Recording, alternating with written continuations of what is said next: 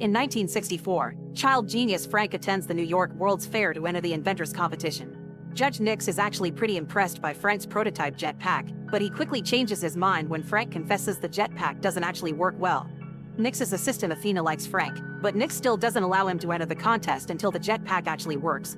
Frank leaves utterly heartbroken and can't help thinking about all the times his own dad told him he was just wasting his time. Suddenly he's approached by Athena, who gives him an orange lapel pin with a blue T and asks him to follow her and Nix without being noticed. Nix and his group going on a popular attraction and the line is quite long, so Frank sneaks through the side and jumps into an empty boat. In the middle of the ride, a laser detects Frank's pin and opens a trapdoor that takes the boat down a dark corridor.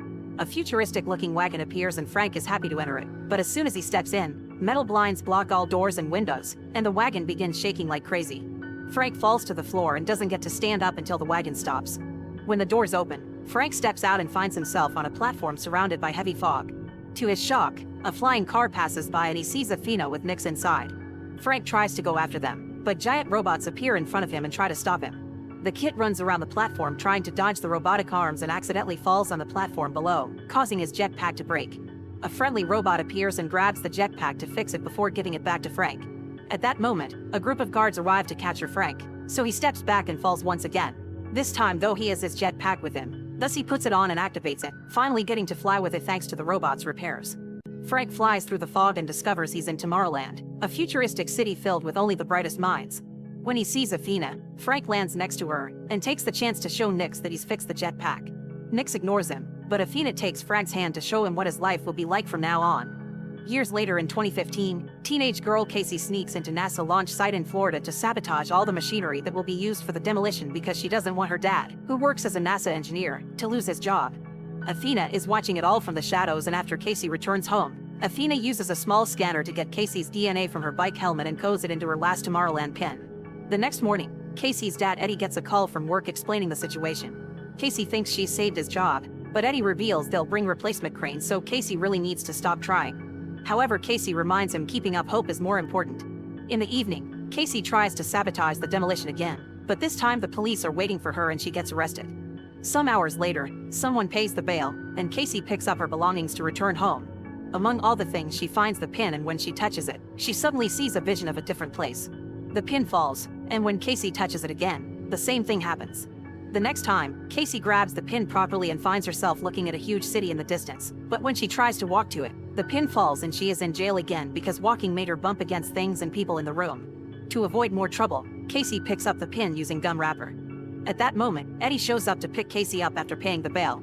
On their way home, he scolds Casey for her actions, so she makes him touch the pin, promising it'll explain everything. However, when Eddie touches the pin, nothing happens. Confused, Casey touches the pin herself and appears in the other world, coming to the conclusion this only works for her. Eddie gets tired of Casey rambling about the pin and takes it away from her. When they get home, Casey waits for Eddie to fall asleep to steal the pin from his night table. As soon as she touches it, she appears in the other world, and walking toward the city makes her bump against the walls of her house and even fall down the stairs. The noise wakes Eddie up, causing Casey to hide and decide to do this somewhere else. Casey goes to the middle of a huge field and touches the pin, allowing her to finally appear in Tomorrowland. While taking the train to go further into the city, she discovers the pin has a timer that is going down and that nobody can see her. Casey leaves the train at the next stop and she sees some important scientists entering a different kind of wagon. She tries to follow them, but suddenly water appears around her because the pin timer is about to reach 0. Casey tries to ignore it and pushes through the water, but soon Tomorrowland disappears and Casey finds herself in a swamp. As soon as she returns home, Casey wakes her brother Nate up and asks him for the password to their dad's computer.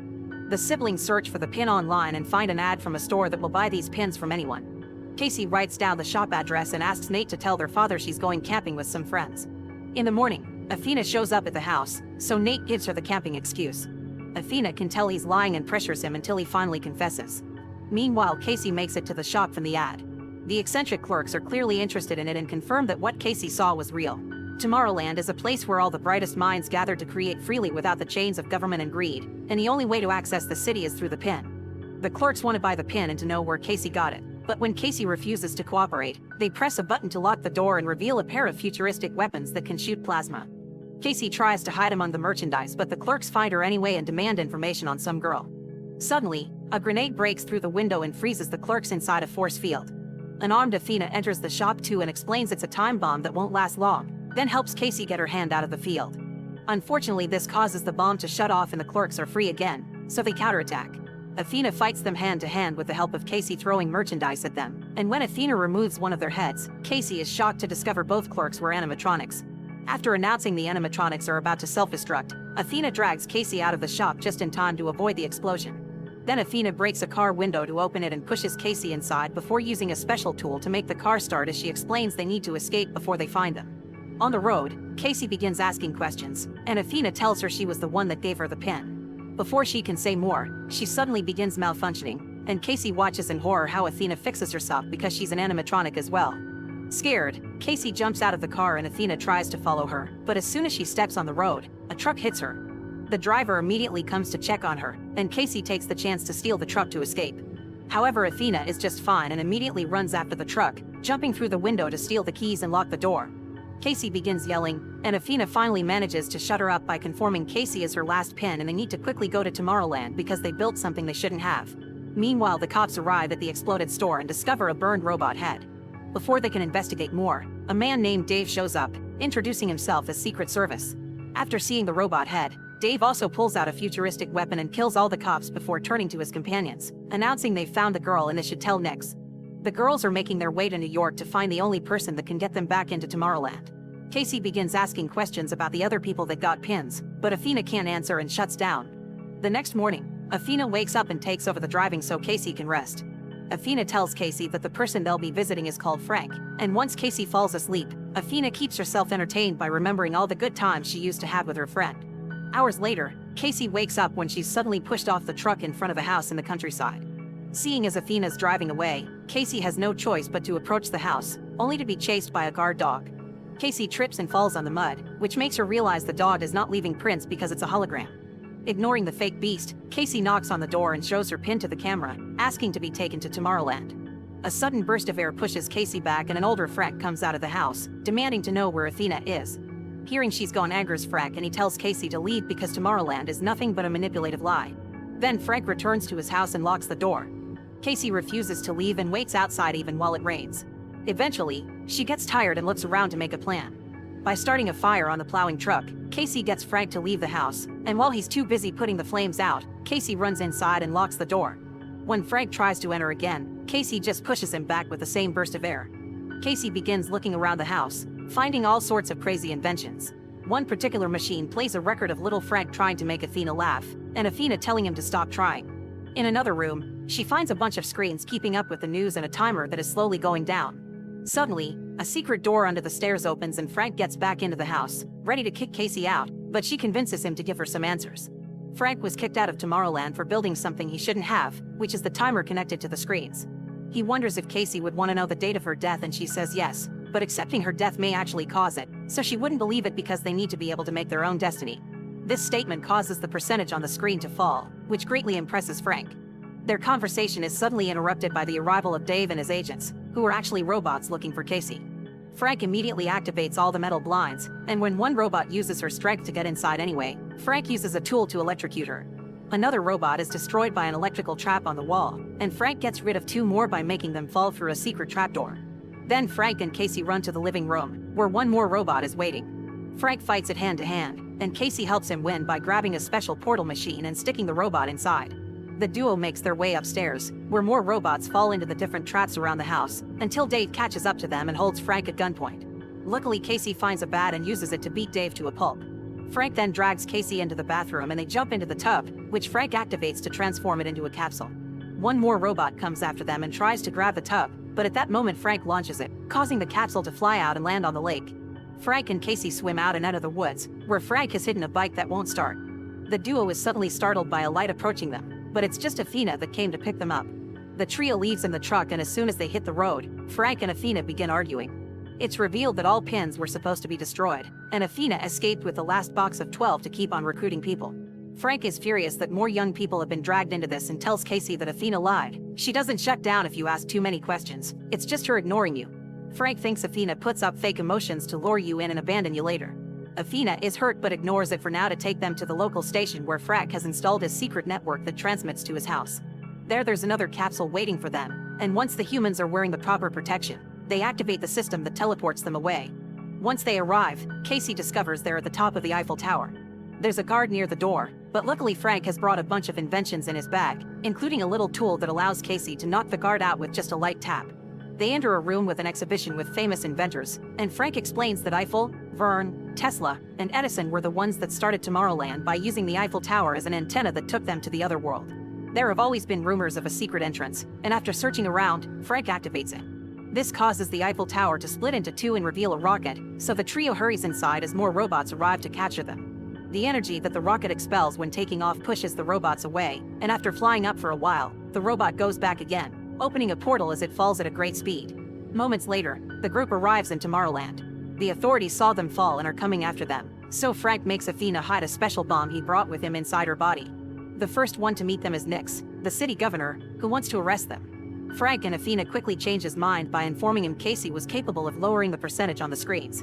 Shocked, Nix takes the trio to the headquarters where they keep Frank's dangerous invention, called a tachyon machine. When they take the elevator, Casey sees holograms which happen to be flashes of the future, caused by the machine that utilizes a particle that moves significantly faster than light.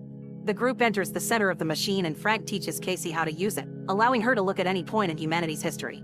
Casey is shocked to see herself in her house a few mornings ago, and Frank explains the machine can also look forward, so Casey begins going through history at a high speed until she finally sees the issue. The machine has predicted that in 58 days, the world will end. Casey doesn't understand why they aren't warning people on Earth, and Nix explains he doesn't care because that's the world that will end, not Tomorrowland. And he won't allow anyone to move in because they'll do to Tomorrowland the same thing they did to Earth. Casey refuses to accept this, and her attitude causes the screen to flicker for a second, showing a better world. Frank tries to point out this proves there's a chance, but Nix just knocks them all out.